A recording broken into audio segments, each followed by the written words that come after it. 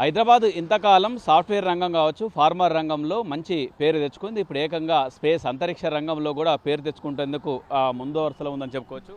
మనం చూడొచ్చు ఇక్కడ స్కై రూట్ ఏరో స్పేస్ ప్రైవేట్ లిమిటెడ్ సంస్థ ఇక్కడ ఇంతకాలం భారతదేశం అటు అమెరికా, చైనా తర్వాత భారతదేశం మూడో స్థానం అని చెప్పుకోవచ్చు. ఎందుకంటే అంతరిక్ష రంగంలో ప్రైవేట్ సంస్థలు కూడా ఈ విధంగా అంతరిక్ష రంగంలో కూడా ముఖ్యంగా ఇస్రో ప్రభుత్వ ఆధీనంలో ఉన్నప్పటికీ దశాబ్దాల చరిత్ర ఉన్నటువంటి ఒక ఇస్రోకు ఈ విధంగా ప్రభుత్వ రంగానికి పరిమితమైన రోదసి సామర్థ్యం ఇప్పుడు ఏకంగా ప్రైవేటు చేతుల్లో ఈ విధంగా అద్భుతాలు సృష్టించేందుకు నిరూపించిందని చెప్పుకోవచ్చు.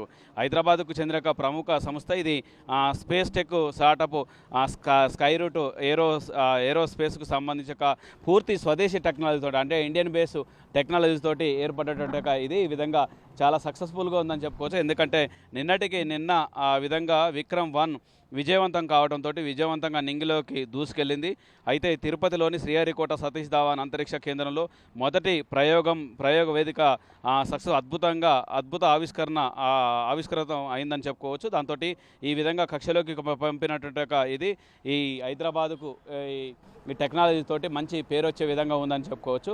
మొత్తానికి మాత్రం విక్రమన్ విజయవంతం కావడంతో ఇదే సంస్థతోటి అంటే స్పేస్ రూట్ సంస్థ అంటే స్కై రూట్కి సంబంధించినట్టుగా ఈ కంపెనీలో భాగాలు తయారైన విడి భాగాలు ఇక్కడి నుంచి ఇస్రోతోటి ఎంఓయూ కుదుర్చుకోవడం.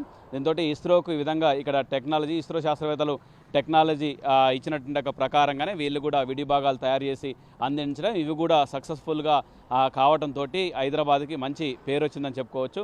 మొత్తానికి మాత్రం ఇంతకాలం హైదరాబాద్కి ఫార్మా రంగంలో కావచ్చు, ఐటీ రంగంలో, సాఫ్ట్వేర్ రంగంలో ఉన్నట్టు ఇప్పుడు ఏకంగా స్పేస్ రంగంలో కూడా అంతరిక్ష రంగంలో ఈ విధంగా రోదసి రంగానికి సంబంధించి కూడా మంచి పేరు తెచ్చుకోవడానికి విజయవంతంగా విక్రమ్-1 విజయవంతం కావడంతో మంచి పేరు వచ్చిందని చెప్పుకోవచ్చు.